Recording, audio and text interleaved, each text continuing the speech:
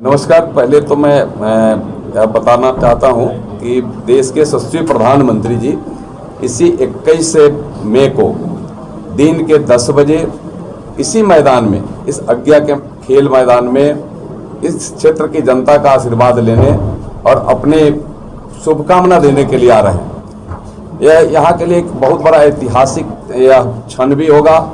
और आज जो माहौल इस क्षेत्र में है, मैं लगता है कि होली दिवाली से ज़्यादा बढ़ करके है, लोगों के मन में एक बड़ा उत्साह है।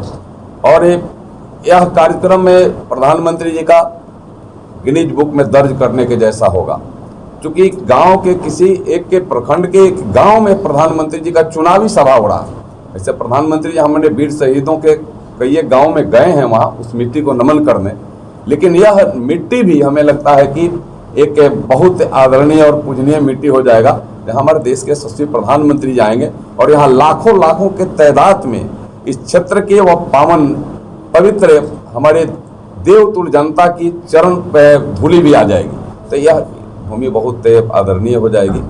हमें सिर्फ आपको बताना चाहते हैं, आप सभी तैयारियां आप देखेंगे, देख भी रहे होंगे, बड़ी एक तैयारी भी हमारी चल रही है और तैयारी अंतिम चरण में भी है। प्रधानमंत्री जी के आने की प्रतीक्षा हम सब पवन पाँव बिछाए हम लोग कर रहे हैं। हम लोग सबको लग रहा है कि जल्दी कल ही 21 तारीख हो जाए, आज ही 21 तारीख क्यों नहीं हो गया। हमें बड़ी संख्या में लोग आने के लिए भी तैयार हैं। समहर के समहर आप समझते हैं, समहर कितना आप फील करते हैं, मतलब पूरा घर के घर लोग चाह रहे हैं कि नहीं हम भी चलेंगे प्रधानमंत्री जी को देखने।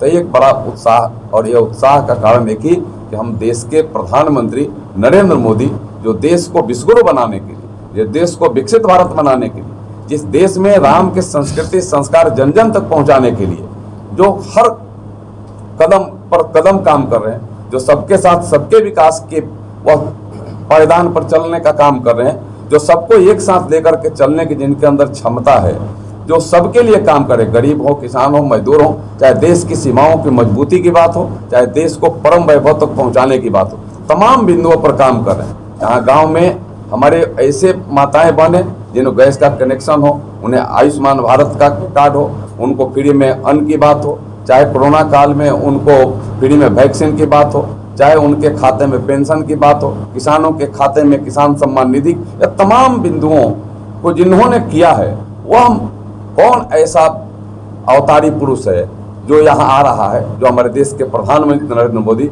वह ऐसी वातावरण हमारे गाँव के गली गलियारे के सामान्य लोग में भी बना है। और इसलिए उनको देखने, सुनने और उनको अपना शुभकामना देने हमारे देश क्षेत्र के भी लोग आ रहे हैं। और प्रधानमंत्री जी यहाँ के क्षेत्र के लोगों को नमन करने, नमस्कार और प्रणाम करने के लिए प्रस्तुत हो रहे हैं।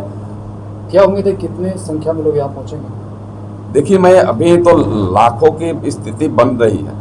मैं तो यहाँ की बात तो हम देख रहे हैं कि यहाँ तो समर के समर जहाँ हम जा रहे हैं, लोग वहीं कह रहे हैं कि चलना है, चलना है, चलना है। यह एक परिस्थिति ऐसा मन दिख रहा है कि चलना है, चलना के सबके मन में यह जो भाव है। और हम सब अपनी भी व्यवस्था, लोग स्वयं की भी व्यवस्था कर रहे हैं। हम लोग भी प्रयास कर रहे हैं कि सबको, हम सब यहाँ आए, उनको कोई दिक्कत ना हो, यहाँ भी हम उनको पानी मिल जाए, उनको आसानी हो, उनको कोई कठिनाई ना हो। लेकिन बड़ी संख्या जब जुटती है तो हम उससे इनकार नहीं कर सकते।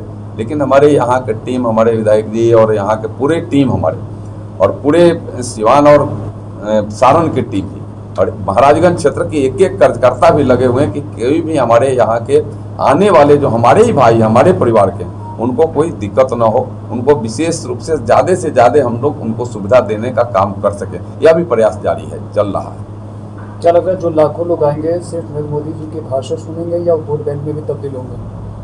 देखिए, वोट तो ऐसे ही लोग देने के लिए तैयार हैं। आप देखे रहे हैं कि मोदी है तो मुमकिन है, फिर इस बार मोदी सरकार, यह तो जिस तरीक़ा से जन जन तक पहुंचा है, तो वह तो बात पहले ही तय हो गई है।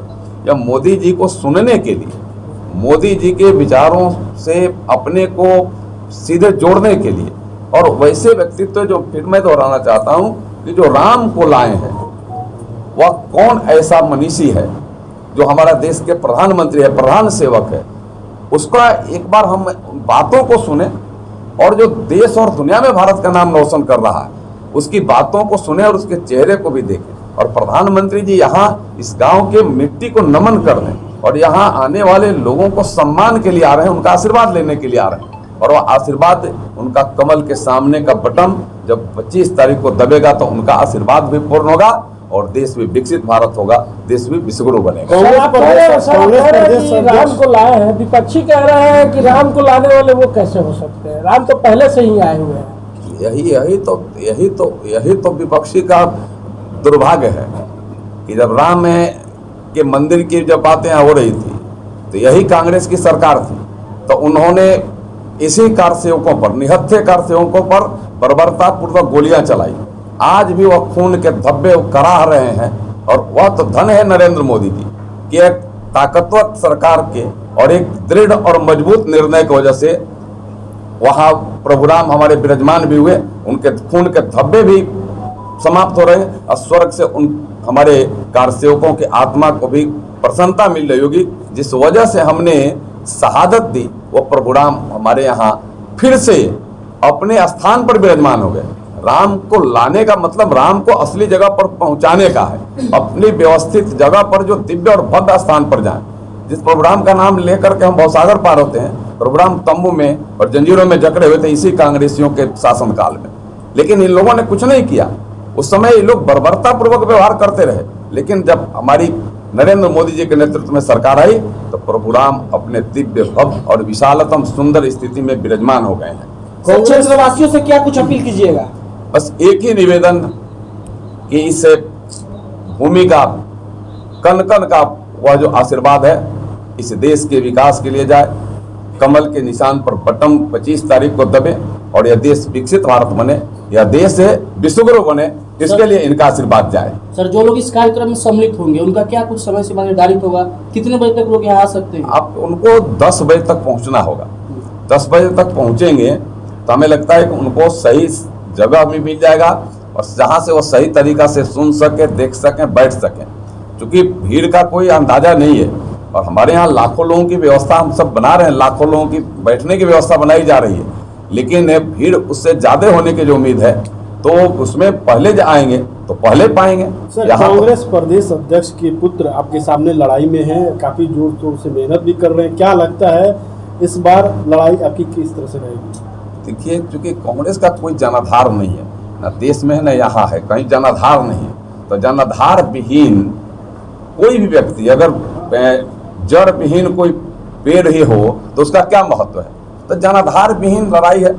उनका लड़ने का काफी वोट बैंक है और कुल के नाम पे वोट मांग रहे हैं, क्या लगता है कि उनके कुल के लोग?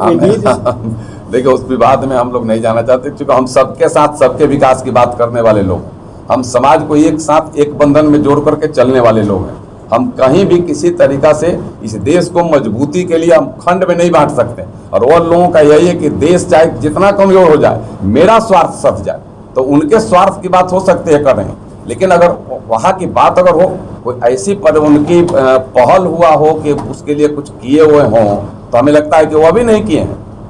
उनका कहना है कि जनार्दन सिंह सिग्रीवाल का डर इतना सता रहा है कि मोदी जी को बुलाना पड़ रहा है अपने क्षेत्र में।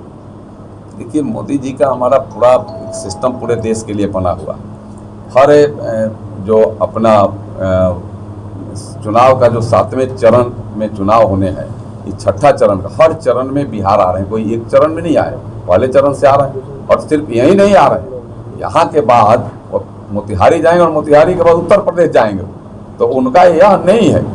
चुनाव प्रचार के लिए हमारे और इस क्षेत्र की जनता का आशीर्वाद लेने और देश को मजबूत करने के दिशा में इस क्षेत्र की जनता से अपील निवेदन करने के लिए हमारे प्रधानमंत्री जी। सर, महाराजगंज को जिला बनाने की मांग कई वर्षों से हो रही है, आप सांसद भी रहे हैं, इसके लिए क्या कुछ आपके द्वारा अलग बताएंगे? सर, उनका कहना ये भी है कि जो सांसद महोदय हैं वो सिर्फ छठियार और छठ घाट बनाने के लिए जाने जाते हैं, इसलिए वो सांसद। अगर छठियार और छठ घाट अगर में जाना, छठियार में किसी के जग परोज और न्योता में जाना अगर गलत है तो उनको बयान देना चाहिए। वह बयान तो नहीं देंगे, उनके पिताजी को बयान देना चाहिए कि इसमें नहीं जाना चाहिए। और छठ घाट बनाना भी अगर गलत है तो फिर उनको बयान देना चाहिए। खाली कह करके गुमराह करने की बात नहीं। महाराजगंज की बड़ी बहुत मजबूत इरादे वाली जनता है और इनको कोई गुमराह नहीं कर सकता। और कांग्रेस का कल्चर है कि गुमराह करो, चाहे देश चाहे समाज टूट जाए, छिन भिन हो जाए, होने दो, गुमराह करके अपना स्वार्थ को सिद्धि करो।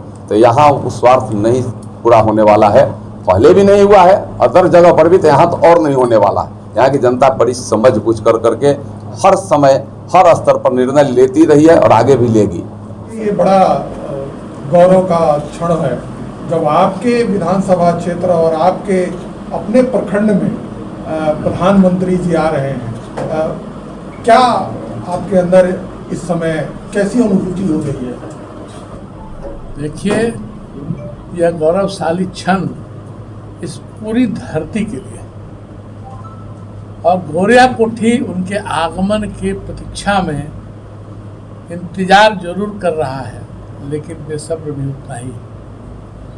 बेसब्र इसलिए है कि शायद किसी प्रधानमंत्री ने नहीं सोचा होगा कि हम नारायण, कृष्ण और दामोदर की भूमि को नमन करने जाएंगे, लेकिन हमारे प्रधानमंत्री की इच्छा शक्ति इतनी है कि एक ऐसे सुदूर क्षेत्र में भी, महाराजगंज एक ग्रामीण क्षेत्र का लोकसभा है, इसको कोई जिला हेडक्वार्टर नहीं है, फिर भी प्रधानमंत्री, और वह भी गोरिया कोठी में, वह भी आज्ञा के इस क्रीड़ा मैदान में आ रहे हैं। हमारे लिए इससे बड़ी बात, आपने सही कहा, इससे बड़ी गौरव की बात हो ही नहीं सकती। और हम सब भारतीय जनता पार्टी, राष्ट्रीय जनतांत्रिक गठबंधन के सारे लोग बहुत ही भव्यता के साथ उनका स्वागत करने जा रहे हैं।